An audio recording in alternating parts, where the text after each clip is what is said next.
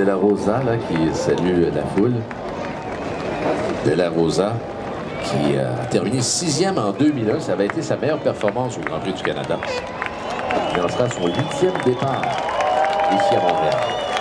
Et on voit que Petrov et Kovalainen, les deux pilotes de l'écurie Caterham, qui filment la foule, évidemment dans le mini-stade du virage en épingle, avec toutes les estrades et les spectateurs qu'on trouve sur place. Bruno Senna. Salut la foule. Suivi de Sergio Perez.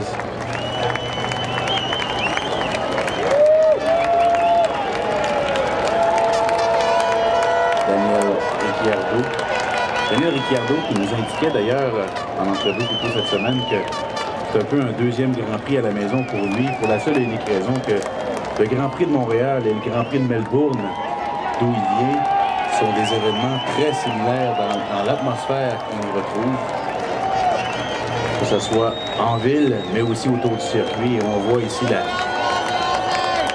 foule qui est présente aujourd'hui au circuit Gilles Villeneuve pour ce Grand Prix du Canada. Foule considérable qui risque d'assister à un spectacle des plus mémorables. On a vu les séances d'essais libres et les qualifications avec des écarts quand même minuscules entre les pilotes. Michael Schumacher.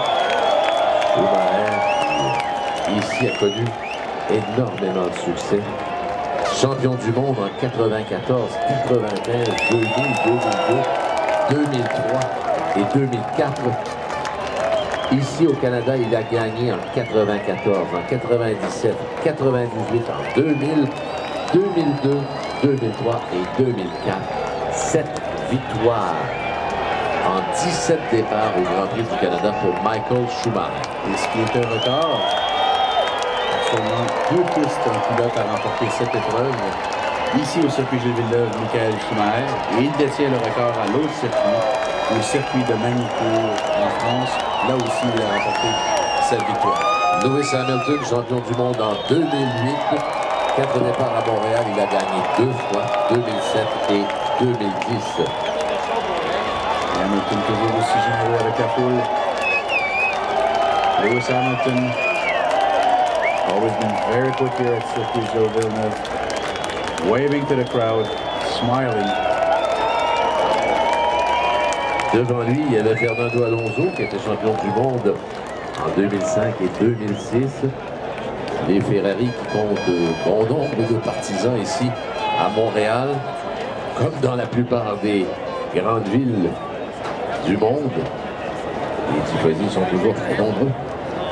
Alonso qui va partir 3e cet après-midi. On voit l'écran de Timo Glock